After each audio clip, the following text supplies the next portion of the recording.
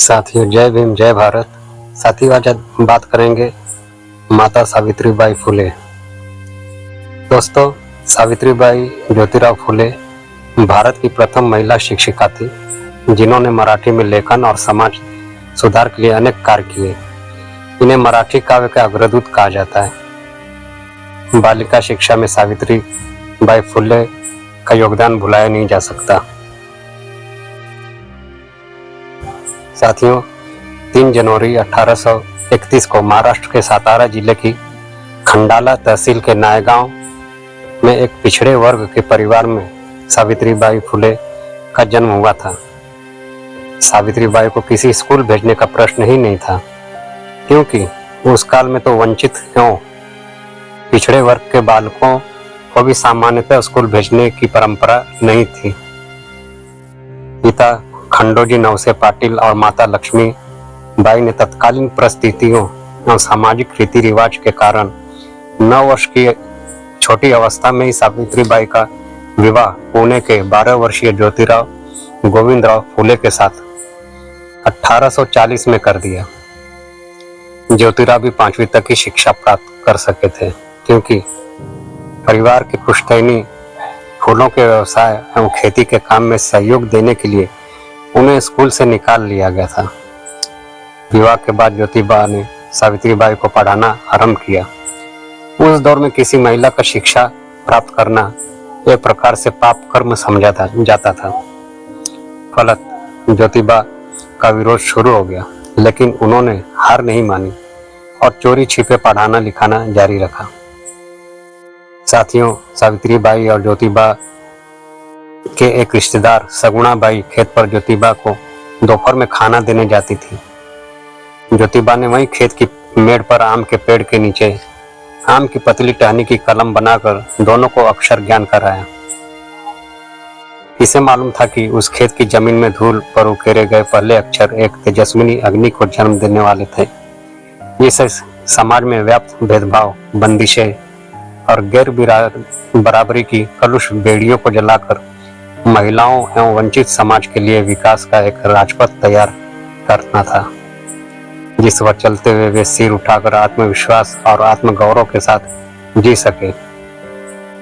इसी तरह खेत और घर पर सावित्रीबाई बहुत संघर्ष के साथ अक्षर ज्ञान प्राप्त कर सकी। साथियों, सावित्रीबाई का सपना था कि वह पढ़े लिखें, लेकिन उस समय दलितों के साथ काफी भेदभाव किया जाता था। सावित्रीबाई ने एक दिन अंग्रेजी की एक किताब हाथ में ले रखी थी, तभी उनके पिता ने देख लिया और किताब को लेकर फेंक दिया। इसके बाद उनके पिता ने कहा कि शिक्षा सिर्फ उच्च जाति के पुरुष ही ग्रहण कर सकते हैं, दलित और महिलाओं को शिक्षा ग्रहण करने की इजाजत नहीं है, क्योंकि उनका पढ़ना पाप है। इसके बाद सावित्रीबाई फुले अपनी किताब वापस लेकर आ गई। उन्होंने प्रण लिया कि वह जरूर शिक्षा ग्रहण करेंगी, चाहे कुछ भी हो जाए। साथियों, उस समय पुणे में लड़कियों के लिए पहला स्वदेशी स्कूल 1848 में ज्योतिराव और सावित्रीबाई के द्वारा शुरू किया गया था, परंतु इनके इस कदम के लिए परिवार और समुदाय के लोगों दोनों का समाज द्वारा बहिष्कार कर दिया गया था। लेकिन फुले दंपत्ति को एक दोस्त उस्मान शेख और उनकी बहन फातिमा शेख ने आश्रय दिया था, जिन्होंने स्कूल शुरू करने के लिए अपने परिसर में फुले को स्थान भी दिया। सावित्रीबाई स्कूल की पहली शिक्षिका थी। ज्योतिराव और सावित्रीबाई ने बाद में मंगल और महार जातियों के बच्चों के लिए स्कूल शुरू किए, जिन्हें अस्पृश्य एवं अछूत माना जाता था। वर्ष 1852 में 3 स्कूल फुले द्वारा चल रहे थे।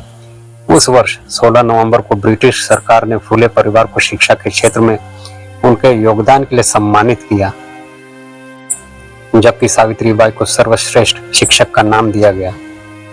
उस वर्ष उन्होंने महिलाओं के बीच में अपना अधिकार, गरिमा और अन्य सामाजिक मुद्दों के बारे में जागरूकता पैदा करने के उद्देश्य से महिला सेवा मंडल भी शुरू किया। वह विधवाओं के बाल मुंडवाने के मौजूदा परंपरा का विरोध करने के लिए मुंबई और पुणे में नाई की हड़ताल आयोजित करने में सफल रही थी। साथियों, फुले द्वारा संचालित सभी 3 स्कूलों को 1858 तक बंद कर दिया गया था। इसके बाद इसके कई कारण थे, जिसमें 1857 के भारतीय विद्रोह के बाद स्कूल प्रबंधन समिति से ज्योतिराव के इस्तीफा और समाज द्वारा पीड़ित समुदायों के लोगों को भी शिक्षित करने का आरोप फूले दंपत्ति पर लगा। एक वर्ष बाद सावित्रीबाई ने 18 स्कूल खोले और विभिन्न जातियों के बच्चों को पढ़ाया। सावित्रीबाई और फातिमा शेख ने महिलाओं और साथ ही अन्य लोगों को, कमजोर जातियों को पढ़ाना शुरू किया। इसे कई लोगों द्वारा अच्छी तरह से नहीं लिया गया था, विशेष रूप से पुणे की ऊपरी जाति जो दलित शिक्षा के खिलाफ थे।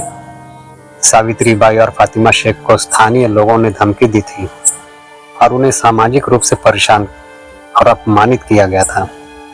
जब वह स्कूल की ओर जाती थी तो सावित्रीबाई पर गाय का गोबर, मिट्टी और पत्थरों को फेंका जाता था।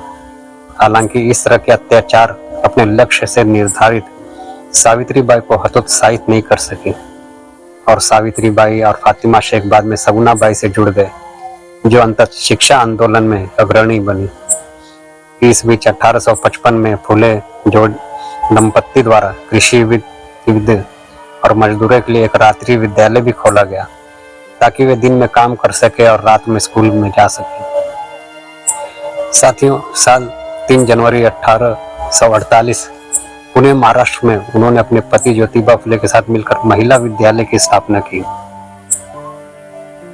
एक साल में 5 महिला विद्यालय खुलने के कारण सरकार ने उन्हें सम्मानित भी किया था।